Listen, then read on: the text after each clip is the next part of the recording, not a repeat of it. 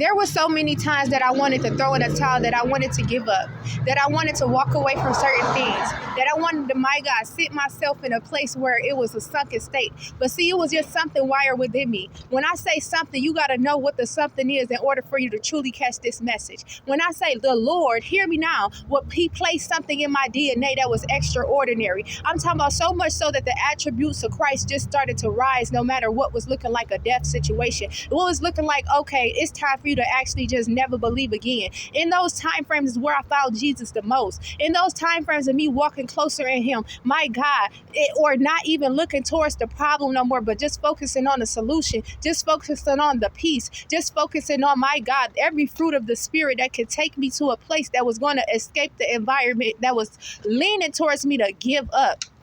You got to let those places create you. You got to let those places mold you. You got to identify what the something is. You got to understand that the Lord will never leave nor forsake you. You got to allow fear not to be your, my God, future. You got to realize that the fear of the Lord is the only thing you need, which is the beginning of wisdom. And so we take correction because, my God, we love his knowledge. My God, as he gives wisdom generously, we got to allow the virtue that God has given us as a royal standpoint to lead our lives and make better choices, so that we may bear the fruit of the seed of Abraham to get toward and get through every single thing. It is nothing impossible with God. And so I want you to know that I know what's going on behind the scenes. I know how it looks when you go home and you close your door and nobody's there listening to what's in your mind. I know what it looks like to have to, my God, struggle and go through certain things, and you're trying to make it out of those things and still be positive and still show up in a place of love. I know what it looks like to avoid a hate.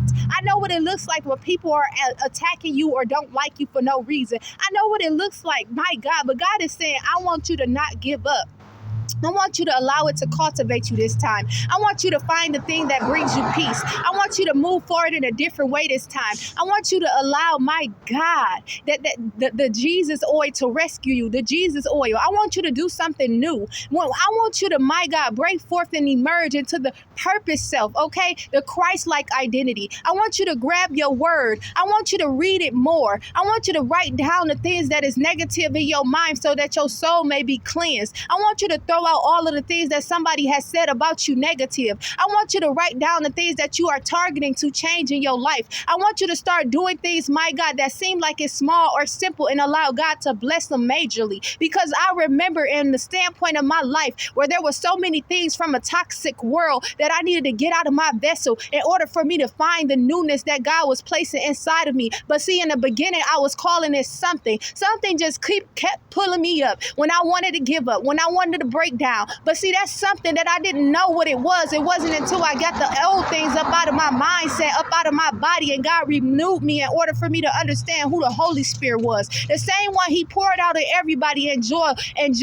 okay? So that we may know who Jesus is, so that we may know exactly, my God, what he said. He was sit in his name. Don't you know your temple has his name on it? Don't you know your DNA is resting with royalty? Don't you know you have inheritance? There is nothing that you can't do with God. I'm trying to tell you, I love you. Be blessed, be well, and stay motivated. It's time to go for it. It's time to, my God, put the fruit in full fruition. Pick the pen up, pick the paper up. It don't start with money that you think you need to have. It don't start with the house that you think you need to buy. It don't start with the people that you think you need around you. It start with you and God alone. It start with you and God in the atmosphere. And my God, thanking Jesus no matter where you are today or tomorrow. Just give your worry to him. Give that burden unto him. Cast your anxiety because he cares. And my God cared for Jesus, and he gave us the thing he cared for, which is, my God, his only begotten son. Okay?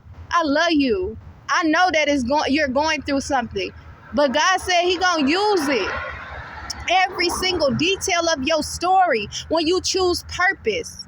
You hear me? This is your season where it's time for something new. You was looking for somebody to give you the, my God, truth from a standpoint that was familiar. But God said, I wanted to break you away from familiar idolatry, familiar spirits, people that you know. He says, I want to send it from somebody you don't know. Because when I do it that way, baby, you'll be able to understand the person that you didn't know you were. And so that's how you got to come about in an unrecognizable standpoint. And so, my God, the people that what you was once reaching for, they gonna be reaching for you. But you gotta get to the breaking point of the hour of saying, I just can't have it no more.